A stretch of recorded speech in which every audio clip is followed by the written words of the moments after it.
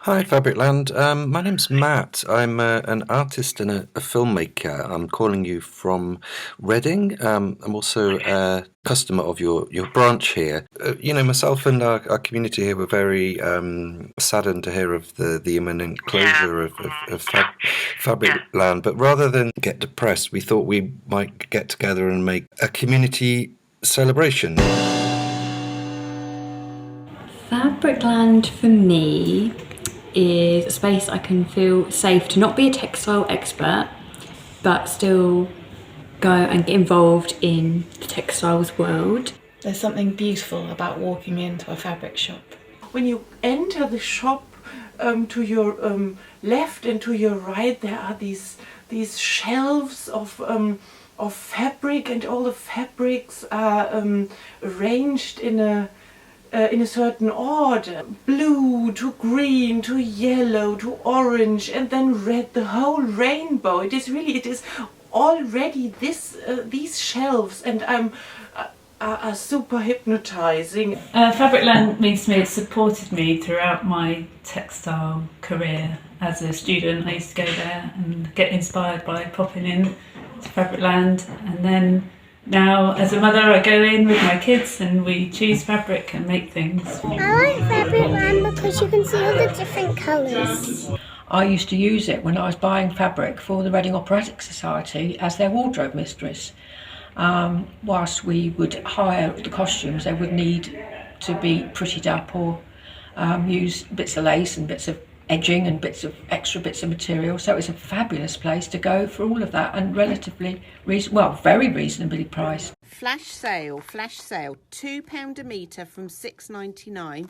These two gorgeous scubas would look lovely in a dress or a skirt, with a lovely rose on, or with this lovely spray of flowers. So £2 a metre until tomorrow, Friday at 9 a.m, £2 a metre. They hold a niche. If I need a suspender belt item or a twinkly something or some bizarre length of bias binding or ribbon, or it's the perfect go-to store. It allows me to experiment in my practice when I want to use fabric without worrying about material costs or having any knowledge, because there's people there to help you out. As an animator, stop motion animator actually, it's where I go to get like my fabrics for my puppets. So when I'm animating, it's like the only place in Reading, I think, where I was able to go there and just learn more about fabrics and actually have them in front of me, feel them and experiment. Community.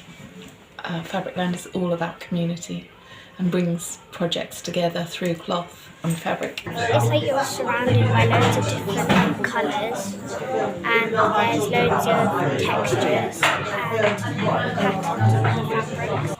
The atmosphere in the shop is always sort of joyful. It's just always inspiring and colourful, and that's why I like going in there. I have been making costumes all my life, and I've seen a lot of fabric stores, but Fabricland is really the total parallel universe. You can feel all the different kind of feels, like fluffy and smooth. It's just a lovely place to go, and it's always got something interesting in there that I will find I can use in my work.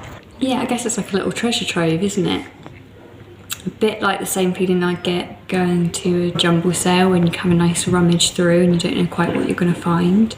And what I love most about it is that when we've had resident artists here and they want to have something, they tell me the random item and I know that Fabricland will have it. These are cedar shingles off a studio roof, and this is lovely, wonderful, shiny, stretchy material from Fabricland. The fabric had been made into an Egyptian costume for my granddaughter Lauren for a school project, so it had already been used and it has close association. So you can make a coat, a dress, t-shirts, cardigan, loads of things.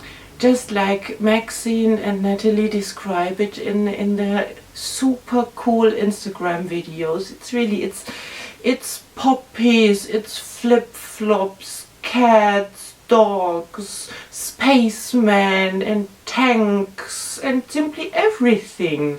Flash sale, look at this gorgeous suiting. It's got an 8 cm wide stripe, a bit of stretch. This would really make a statement, maybe for a marquee or in a venue, or even maybe you'd like a pair of wide leg trousers in it. Come and grab yourself a bargain, £1 a metre until Monday. I love the untold stories that people are uncertain of what they're going to make when they go into Fabricland. And you pick up a bolt of fabric and then something starts to happen. I like sparkly fabrics and soft fabrics.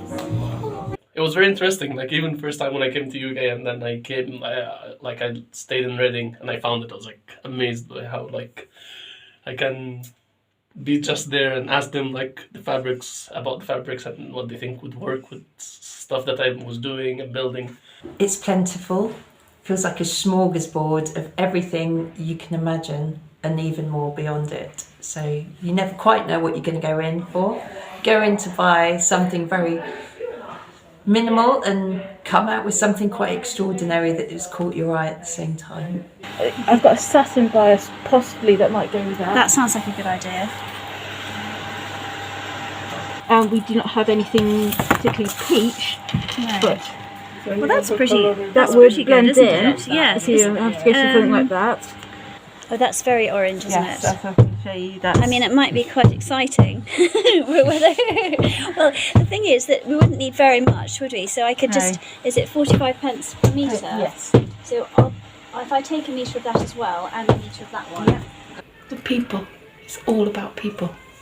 It's a really beautiful community that comes together through stitches. You can feel all the different kind of feels, like fluffy and smooth. In the Middle Ages, Reading was famous for cloth making, and this is why it turned into a market town. What will its loss mean to Reading? Where the hell am I going to go to find these things? I mean, looking online you can probably get them, but it's not the same experience as going in there and chatting to the people. I'd go in there and buy all sorts of ribbons and tapes, and always very, very helpful and supportive, and I'm going to miss it a lot. Yeah. It's an independent shop, and Reading is overloaded with multiples and so forth, and Fabricland is a real personality. We're going to lose a really beautiful and rich resource that kind of, encapsulates the diversity of Reading. I really don't know where we're going to go for haberdashery now. Yeah, and who I would ask questions to about fabric. I will miss it. I really will. It's a big loss. So I when I started, my mom, I went with her there. And she's the one who's actually took me the first time there. She was like asking me if there is a place that we can go and she will show me and teach me.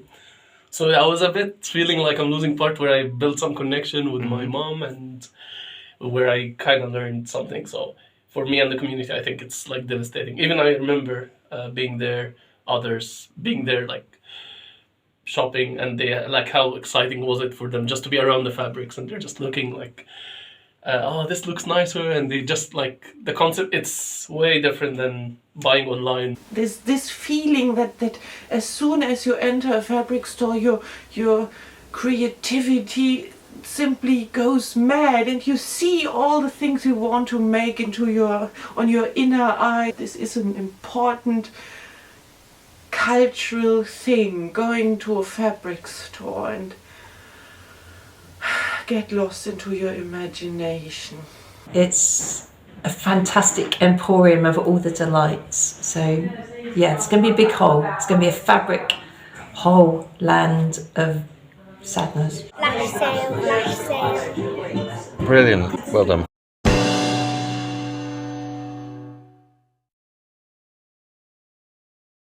I will let you know as soon as I know more, but it should be really fun and and we get to go to Fabricland. Thank you, I'll be very excited. I'll see you soon. Fabricland's the best. Bye bye.